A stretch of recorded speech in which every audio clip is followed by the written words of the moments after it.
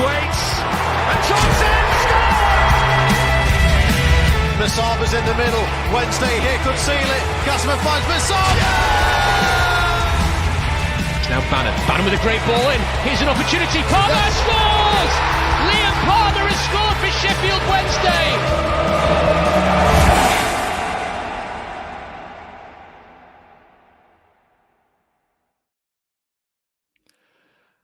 Hello and welcome all to the Wednesday Till I Die podcast. I am Matt Johnson, and tonight, on the penultimate week of the season, we bring you a shorter Sunday night show. Don't worry, we will be back tomorrow, post the Borough game, to dissect all the fun and frivolities of the Easter weekend football at Stoke, and at home to Middlesbrough.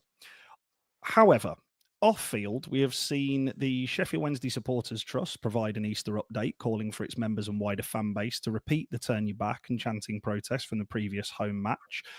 We've also heard that there is a full spectrum protest planned for the final home game on Saturday against Portsmouth. Please keep an eye and an ear out for further announcements in the week about these, and if you would like to get involved, please do so. This has been backed by the Armed Forces, who did a fantastic job in polling their members at really short notice, and this was backed by an overwhelming majority vote in favour of supporting action. We've also seen fans calling for others to wear yellow, and if you wish to get involved in any of the above causes, please do. However, on both sides, I would stress please remain respectful towards one another. And now for the reason we've scheduled this. There has been a lot of rumours circling in the past week or two from lots of platforms. Believe whichever outlets you wish to on this, but it is clear that there are a number of potential suitors out there. Some we've mentioned on this pod as early as February, some in more recent weeks reported by Joe Cran, and the latest is Alan Nixon. We've been speaking to Simon since the start of this in February after Anadesh Bonchansiri called for fans to go out and find a buyer. Most heard this as a throwaway comment. Simon did not. This is a man who has dedicated an awful lot of his spare time to this cause, and I do not think it is too much of a stretch to suggest this has probably taken over his life a little bit in the last few months. So with that, Simon, how are you on this wonderful Easter Sunday? I'm very good, very well. Yes, it's been incredibly busy. I've spent a long time on the phone, a long time emailing people and having meetings and things. Yeah, it's been really, really busy, but it's been great. It's been good. Very exciting times. Good. So, without further ado, Simon, you obviously were speaking with myself earlier today about kind of like getting a message out, and we both settled on this was probably a really useful platform to do so. So, Simon, the floor is yours. Thank you very much. Yeah, so just by way of a little bit of an update, obviously you've introduced it from what you did before. We, on the previous podcasts, had said that we had been approached by venture capital companies and people of a similar ilk who said that they were very much interested in Sheffield Wednesday, but they would like us to be able to put together a pitch. And I remember joking about it and saying, you know, how on earth can we pitch for that kind of level of money? But we did say on the last podcast that we were going to take it very seriously, and that's what we've done. So the reason why we wanted to be able to come back and give you an update is to let you know just exactly what we've been doing, how it's gone, and where we are. So what we did was, I'd mentioned that we had a little bit of a team together. We've got a team of a few who are diehard Sheffield Wednesday fans who have various levels of expertise in all the different aspects that we're looking for, in terms of legal, in terms of scouting, in terms of financial, in terms of raising funds, and also the accounting side of those things. We've got a team together of fans to be able to put together what we believe will be an investment-ready package. We spent hours and hours and hours doing it. So we've got together a 75-page, what's called an investment memorandum. And in that, we have included all the plans that we think are necessary to take our club from right now, to take it forward and to take it to the Premier League, and to be able to establish it eventually as a mid-tier, at the very least, Premier League club. So what we've done is we've divided it together into three separate phases. So the initial phase is where we're going to look at bringing in the structure that the club desperately needs. So many people have said the same thing. It's an obvious answer. We don't have a CEO, and we should have one. We don't have a director of football or a sporting director, and we should have one. We don't have a proper recruitment team, and we should have one. We don't have a lot of things that are required if you look at what we would call best practice for how a football team should run, we currently are not running it in the way that you would expect a best practice kind of model. So we've looked at how you would go about putting that structure in place. But then we've also looked at how we would then apply that structure to be able to move further forwards. So in phase one, we're looking at stabilizing the club.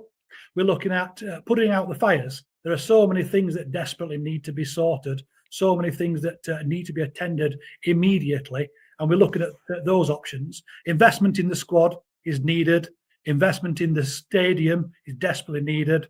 Investment in the training ground is needed. We need to get a Category A academy.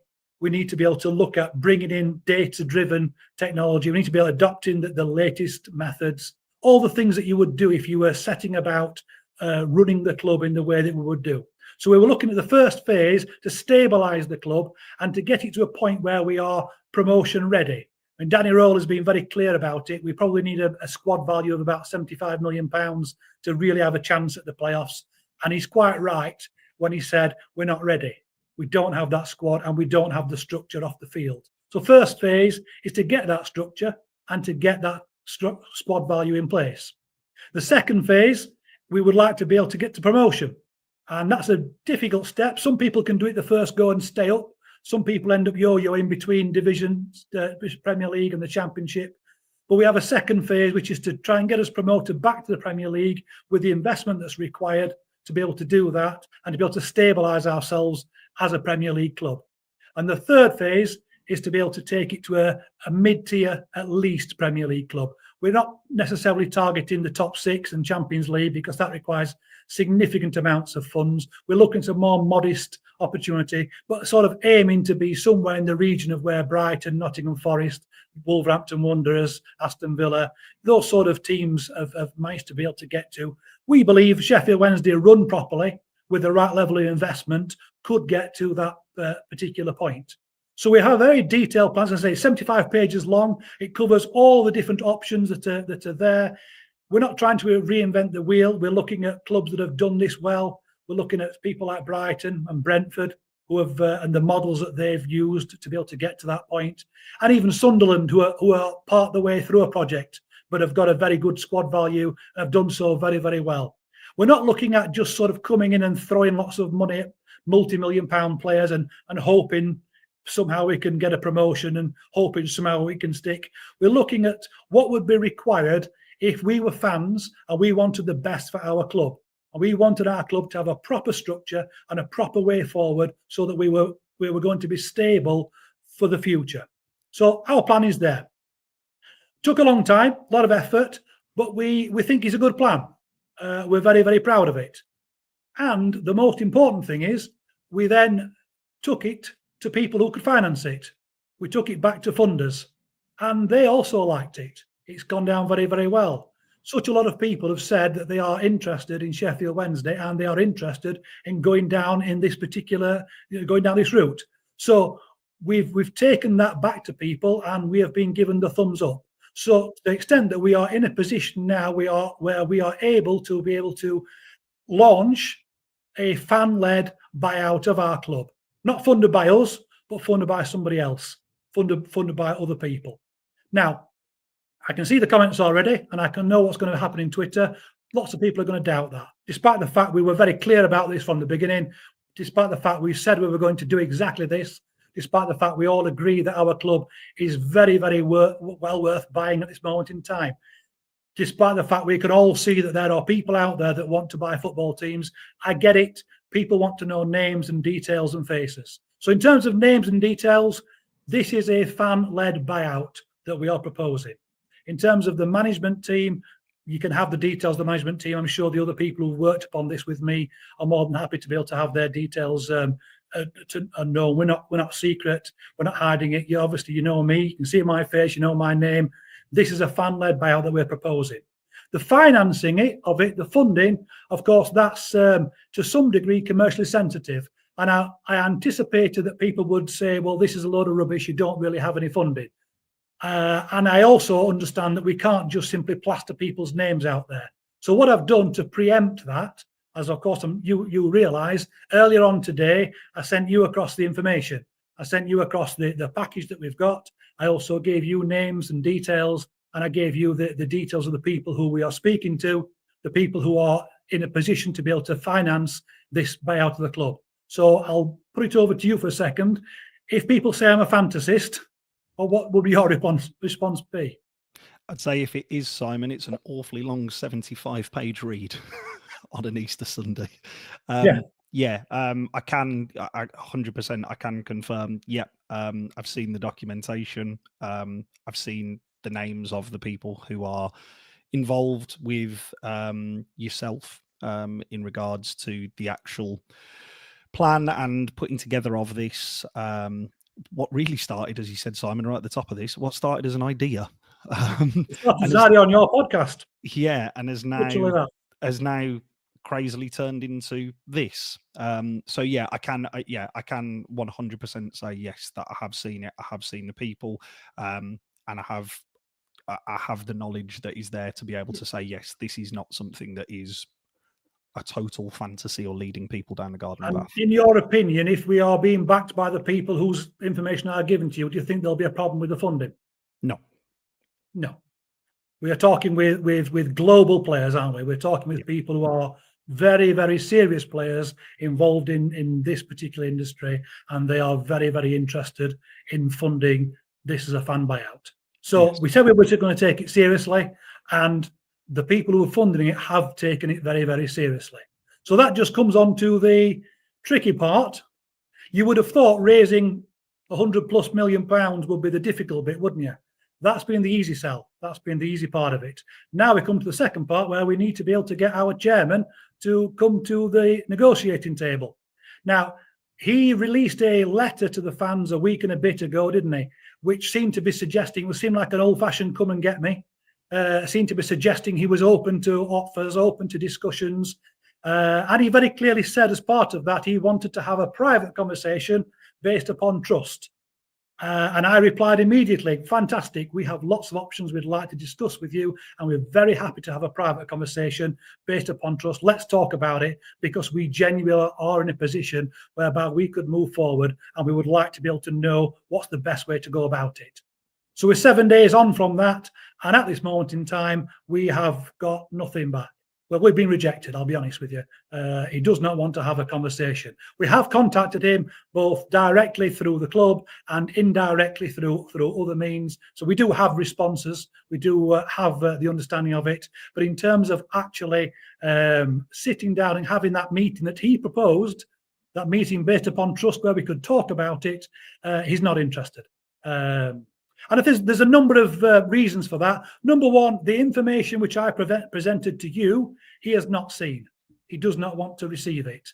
Now, I made an offer to say that we would be more than happy to give names, details, finances, and proof of funds in exchange for an NDA. And he point blank refuses to sign an NDA under any circumstances, despite the fact it is just the most basic of business of etiquette. That's the first stage of any negotiation. And without that, most of the people who we are dealing with simply will not move forward. They just simply will not put their information out there without the protection of an NDA. I suspect to some degree Mr. Chancellor is misunderstanding the reason for an NDA. I think he thinks it only works in one direction. I think he thinks it only works when the club provides financial information to the buyer. I don't think he fully understands that the buyer also wants protection in this particular case. But he's completely refused, so he does not have the information which I presented to you. We are ready to give it to him. We have proof of funds. We have all the details that he wants. He wouldn't sign an NDA.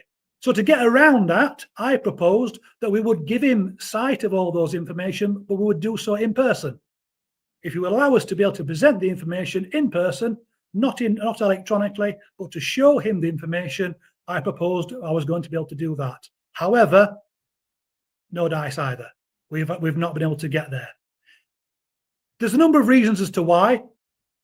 Primary among the reasons appears to be that Mr. Chansiri is, in my opinion, misguidedly saying that he has to protect the club.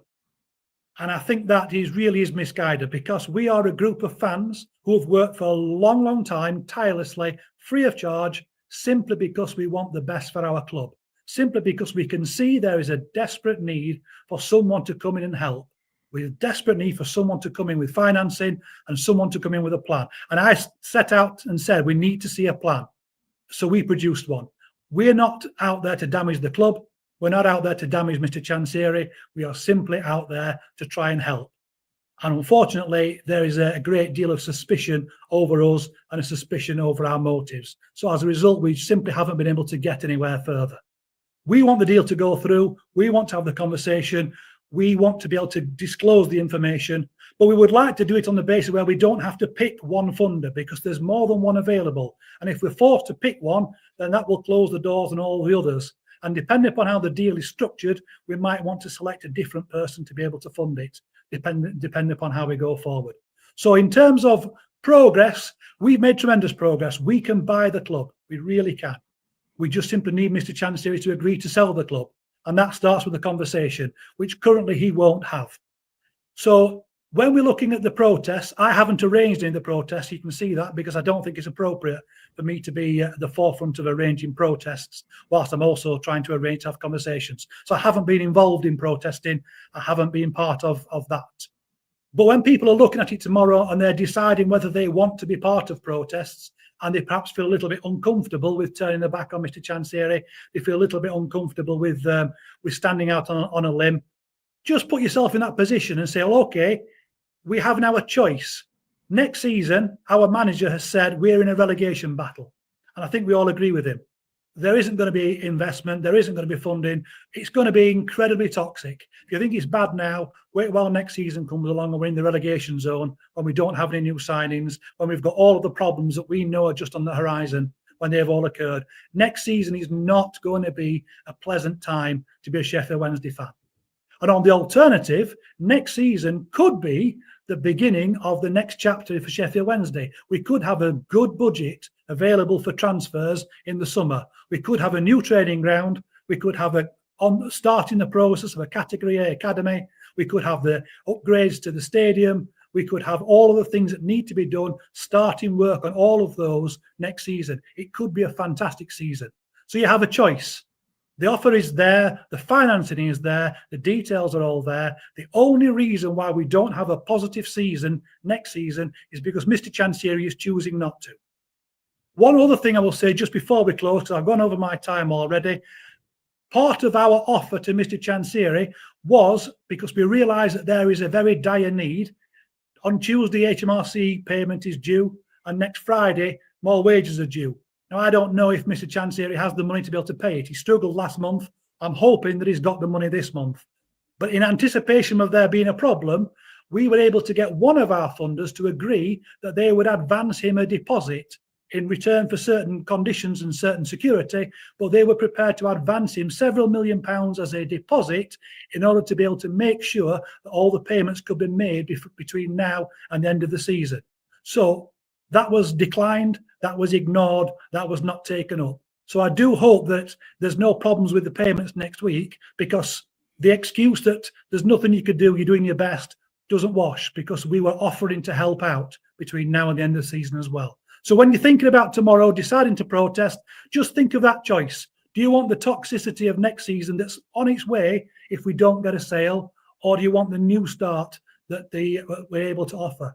And when Mr. Chansiri says he wants it to be the right kind of people, I don't believe he could get better kinds of people than people who are Sheffield Wednesday fans throughout, who are doing this for free just because they love the club, just because they want to see our club go forward.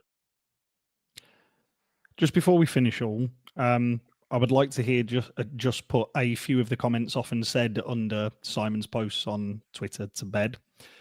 Many have accused you, Simon, of having totally unfounded claims, of this being a fantasy of your own imagination, which I think me and you would both sit here and say at the start of this, it was.